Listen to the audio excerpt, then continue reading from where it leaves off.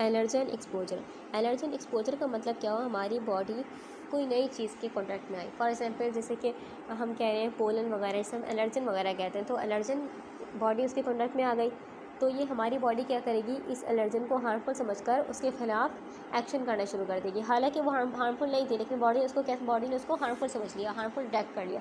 अब ये जब एलर्जन होंगे, हमारे जो एलर्जन है बॉडी में इंटर किए, ठीक है, बॉडी में इंटर होने के बाद चाहे इनहेल करके हुए हों, चाहे बॉडी में मुँह के ज़रिए से वो अंदर गए, या फिर चाहे वो इंजेक्शन के ज़रिए गए। जैसे ने पढ़ा एलर्जन की काफ़ी सारी टाइप होती है, तो चाहे वो किसी भी टाइप से हमारी बॉडी में गए हों, तो हमारा इम्यून सिस्टम क्या करेगा, हमारा इम्यून सिस्टम उस एलर्जन को पहचान लेगा।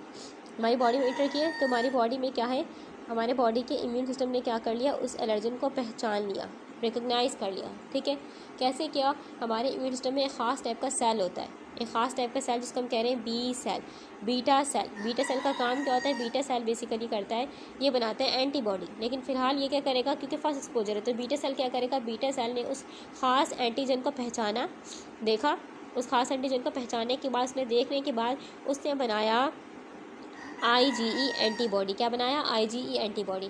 IgE एंटीबॉडी हमें याद रखना, IgE एंटीबॉडी कुछ नहीं बस एक खास टाइप की प्रोटीन है जो कि हमारी बॉडी में बनती है। IgE एंटीबॉडी खास टाइप की प्रोटीन है, इसका पूरा नाम क्या है, इम्यूनोग्लोबुलिन E। ठीक है, तो ये बन गई। अब क्या हुआ, अब जब हमारी बॉडी किसी एलर्जन जैसे कि पोलन डस्ट वगैरह हो गई, ठीक है, तो ये उस एलर्जन का सो सिंपल, तो हमारी बॉडी ने क्या बना ली, बीटा सेल ने IgE एंटीबॉडी बना ली। अब जो IgE एंटीबॉडी ये क्या करेगी, अब ये अकेले नहीं रहेगी, ये बल्कि चिपक जाएगी, ये कुछ खास सेल के साथ चिपक जाएगी। एक बेसोफिल होगा और एक मास्ट सेल होगा, इन दोनों के साथ क्या करेगी, चिपक जाएगी। ठीक है, बेसोफिल क्या करता है, बेसोफिल जो होता है बेसिकली ये एक सेल है, एक सेल की टाइप है जो कि क्या करता है, खून में होता है, ब्लड में होता है। किस में होता है, बेसोफिल हमारे पास होता है ब्लड में।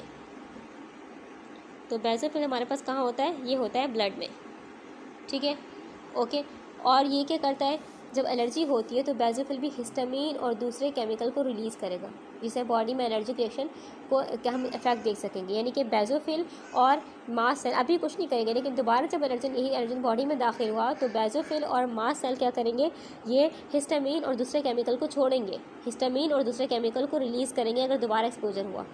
ठीक है, तो जिससे बॉडी में एनर्जी रिएक्शन शुरू होगा, लेकिन फिलहाल ये कुछ नहीं करेंगे, फिलहाल ये IgE एंटीबॉडी से चिपके हुए हैं। ठीक है, अब मास्ट सेल का काम क्या है, मास्ट सेल क्या करता है, मास्ट सेल जो है ये स्पेशल टाइप का सेल है जो कि हमारी स्किन पर होता है।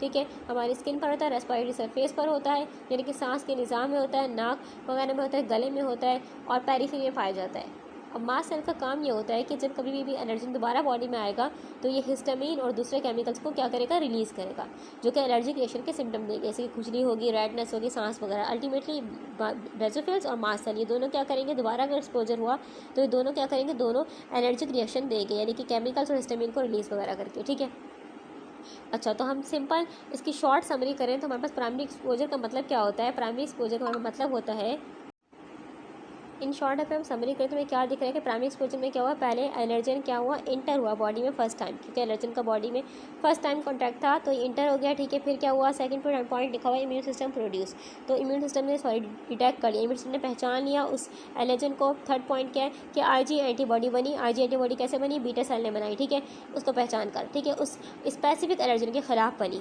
फोर्थ पॉइंट हम क्या लिख सकते हैं, IgE एंटीबॉडी चिपक गई मास्ट सेल और बेसोफिल सेल के साथ। Fifth point, no symptoms appear, यानी कि जो हमारा फर्स्ट एक्सपोजर है इसमें बॉडी सेंसिटाइज होगी, कोई सिम्टम शो नहीं होंगे, यानी कि जो सिम्टम्स होंगे इस फेस में एलर्जी के कोई खास सिम्टम जैसे कि अलामात जो होती हैं, रेडनेस वगैरह हो गई, खारिश वगैरह हो गई, नहीं दिखेगी, लेकिन बॉडी फ्यूचर में एलर्जन के साथ रिएक्ट करने के लिए तैयार हो जाएगी। अब इस प्रोसेस को हम सेंसिटाइजेशन यानी कि बॉडी का एलर्जन को पहली दफ़ा पहचान कर उसके खिलाफ एंटीबॉडी बनाना भी कहते हैं। यानी कि हम बोल सकते हैं कि फर्स्ट प्राइमरी एक्सपोजर में क्या हुआ, बॉडी सेंसिटाइज हुई। बॉडी सेंसिटाइज होने का मतलब क्या है कि बॉडी ने एलर्जन को पहली दफ़ा पहचान कर उसके खिलाफ क्या बनाई, उसके खिलाफ एंटीबॉडी बनाई। अगेन सेम एक्सपोजर यानी कि सेम एलर्जन हमारी बॉडी में आया, सेम एलर्जन आया, ठीक है, सेम चीज़ें वो आई बॉडी में, तो फिर क्या हुआ, फिर ये होगा कि हमारे पास ये जो एलर्जन है ये चला जाएगा IgE एंटीबॉडी के पास। IgE एंटीबॉडी पहले से ही चिपकी हुई, किसके साथ, बेसोफिल के चिपकी हुई है और मास्ट सेल के चिपकी हुई है। ठीक है, लेकिन ये एलर्जन भी जाके वहाँ जाके चिपक जाएगा। फिर क्या होगा हमारे पास, तो ये क्या कर देगी, ये IgE एंटीबॉडी क्या करेगी, ये IgE एंटीबॉडी बेसिकली एलर्जन क्या करेगा, उसको एक्टिव कर देगा। ये एक्टिव हो जाएंगे दोनों, बेसोफिल और मास्ट सेल दोनों एक्टिव हो जाएंगे, और ये सेल्स क्या करेंगे, फ़ौरन केमिकल रिलीज़ करना शुरू कर देंगे। कौन सा केमिकल, हिस्टामीन केमिकल रिलीज़ करना शुरू कर देंगे, ठीक है, जो कि एलर्जी क्रिएशन का कॉज करेगा, एलर्जी रिएक्शन कॉज करेगा, ठीक है। अब इस तरह से आईजी एंटीबॉडी क्या करती है, आईजी एंटीबॉडी मास्ट सेल और बेसोफिल के साथ जुड़कर क्या करती है, तैयार रहती है, और जब दोबारा हमारे पास यानी कि एलर्जन जब आया तो उसने क्या किया, ये फ़ौरन उसने काम करना शुरू किया अपना, ठीक है। अच्छा, फिर क्या होता है हमारे पास, हिस्टामीन क्या है, हिस्टामीन बेसिकली क्या है, हिस्टामीन एक केमिकल है जो कि एलर्जी के दौरान रिलीज होता है, और ये क्या करता है, ब्लड वेजल को वाइड करता है, ब्लड वेजल को वाइड करेगा ताकि उस एरिया में ज़्यादा खून आए, फिर रेडनेस होना शुरू हो जाती है उस एरिया में, जिसे हम लाल पेन कहते हैं, और स्वेलिंग होना शुरू होती है उस एरिया में, फूल जाता है वो एरिया, म्यूकस बढ़ाता है जिससे कि नाक बहने लग जाती है, ठीक है, क्योंकि तो एलर्जी के सिम्टम्स है ना, तो नाक बहना शुरू हो जाएगी और म्यूकस बढ़ा जाएगा, यानी कि नाक बहना शुरू हो जाएगी। और थर्ड पॉइंट हम क्या लिख सकते हैं, हिस्टामीन का काम क्या होता है, ये स्मूथ मसल को टाइट करता है, यानी कि जिससे सांस लेने में क्या होती है, सांस लेने में मुश्किल होती है, ठीक है।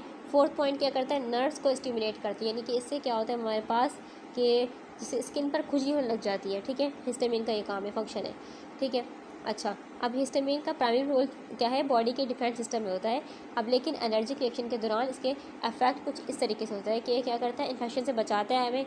अब हिस्टामीन की वजह से क्या होती है, ब्लड वेसल डायलेट होती है, ब्लड वेसल डायलेट यानी कि फूलती हैं, तो क्या होता है, इससे बेसिकली जो हमारा इम्यून सिस्टम, इम्यून सेल्स हैं, इम्यून सेल्स को हम अफेक्टेड एरिया तक आराम से जल्दी पहुँच जाएंगे, आराम से पहुँच जाएंगे, तो इम्यून सेल्स जल्दी पहुँच जाएंगे, ठीक है।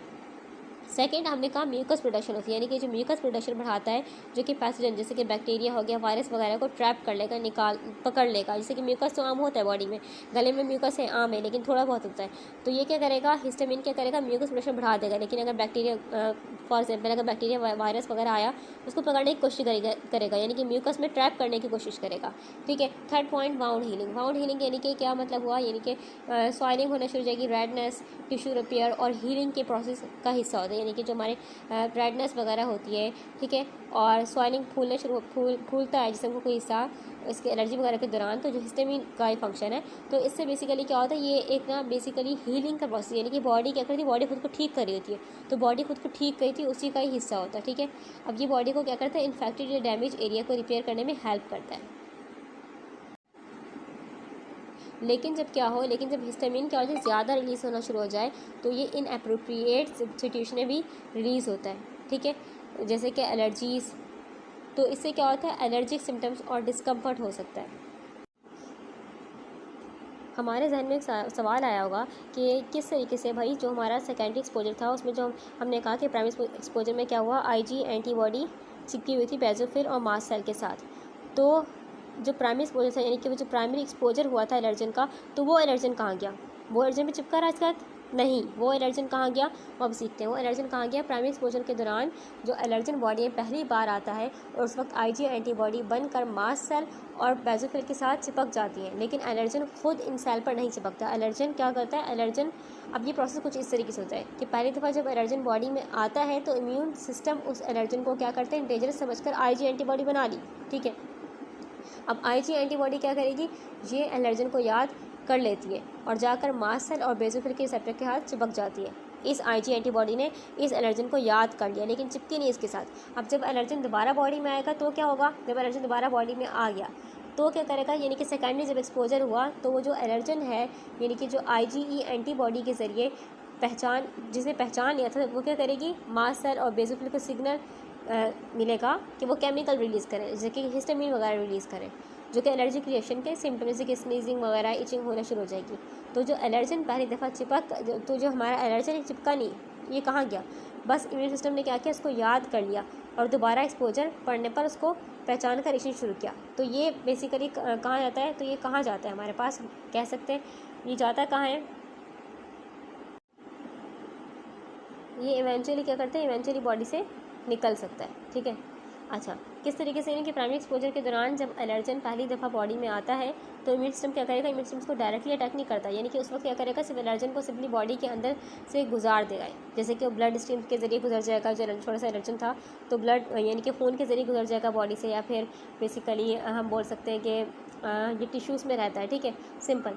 मास्ट सेल और बेसोफिल का रोल क्या करता है, इस फेस में बस इतना होता है, इस फेस में एक्टिव नहीं होता, यानी कि मास्ट सेल्स और बेसोफिल एक्टिव नहीं होंगे, बस आईजी एंटीबॉडी को चिपके होंगे, ठीक है।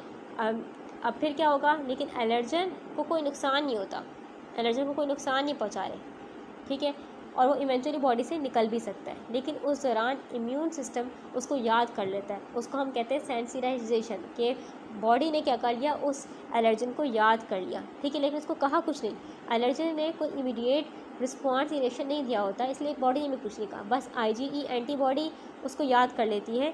अब ये जो IgE एंटीबॉडी मास्ट सेल और बेजल पे क्या चिपक कर रहती है, चिपक कर एलर्जन का मेमोरी कार्ड बन जाती है, ठीक है, ताकि अगली दफ़ा अगर कोई हो, अगली दफ़ा दोबारा अगर एलर्जन आए तो ये क्या करे, तो ये एलर्जिक रिएक्शन पैदा करे।